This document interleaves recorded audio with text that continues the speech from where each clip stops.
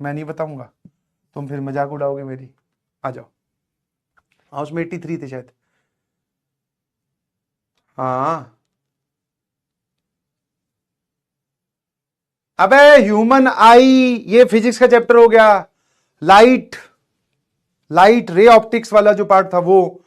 फिर इधर इसके बाद था ह्यूमन, बायोलॉजी का चैप्टर ही भूल गया, प्लांट्स एंड रिप्रोडक्शन।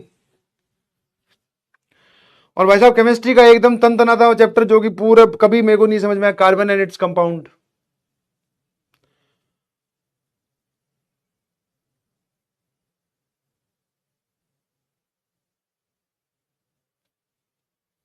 मैथ्स में भी नहीं बताऊंगा।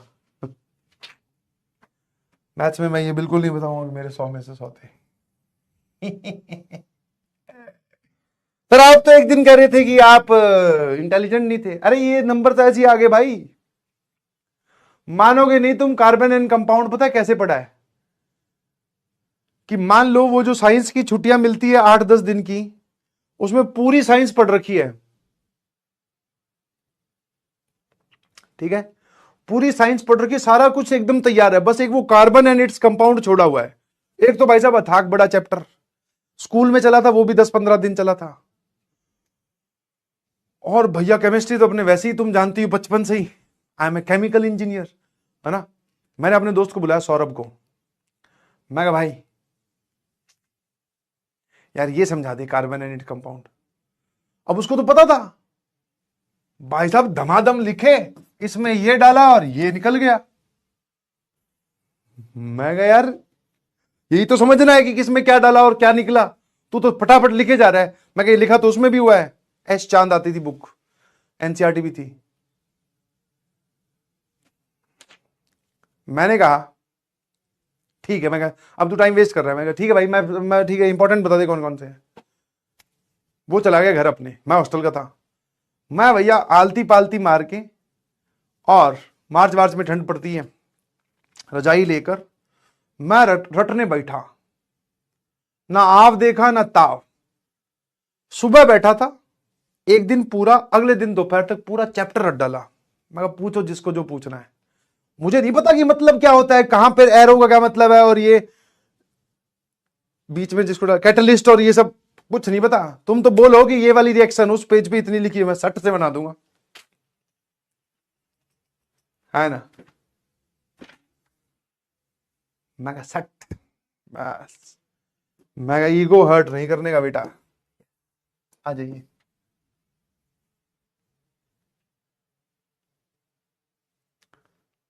इंग्लिश का ना पूछो भाई।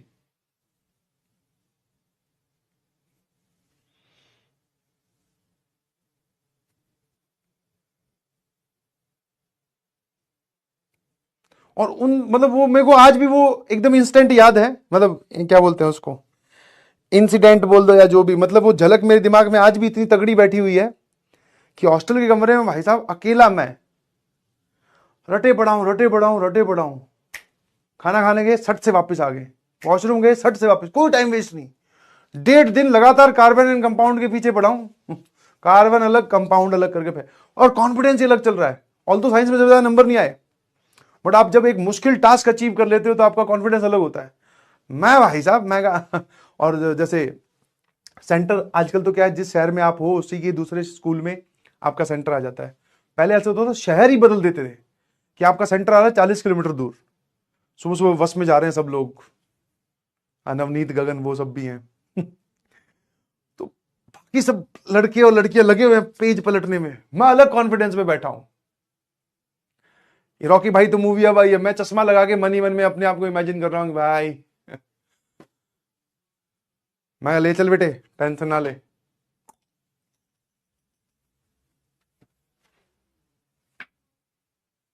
बाकी लोग भी देख रहे, बोले इसको क्या हो गया, ये रोज तो आज जो है ये पढ़ ही नहीं रहा, पन्ने ही नहीं पलट रहा। मैं कहा आज मैंने वो पन्ने पढ़े हैं जो मैंने आज तक कभी नहीं पढ़े। और ये पक्का था carbon and compound, carbon and its compound इतना बड़ा चैप्टर था कि उसमें सवाल तो आना ही है पेपर में जानबूझकर। मैं कहा पहले तो एक काम करो, सट से ये बताओ इसका सवाल है कहां, पहले तो ये निपटाते हैं, कहीं भूल गया तो पता चला कॉन्फिडेंस आगे पीछे हो गया।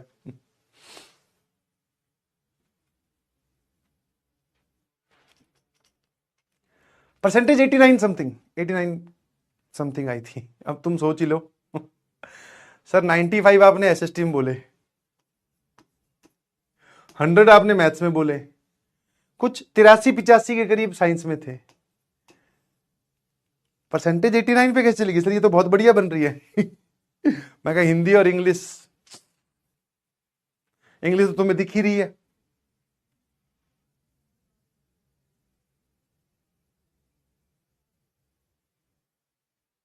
आ जाइए बेटा, इधर आ जाओ, पढ़ लो, छोड़ूंगा नहीं, ध्यान रखना रात तक।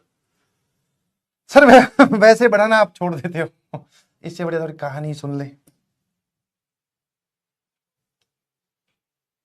अबे तुम मेरे से काहे कंपैरिजन कर रहे हो भाई, तुम ज्यादा इंटेलिजेंट हो। आज के बाद कभी बच्चों के सामने फ्लेक्स नहीं करूंगा। आ जाइए। एक बात बताओ,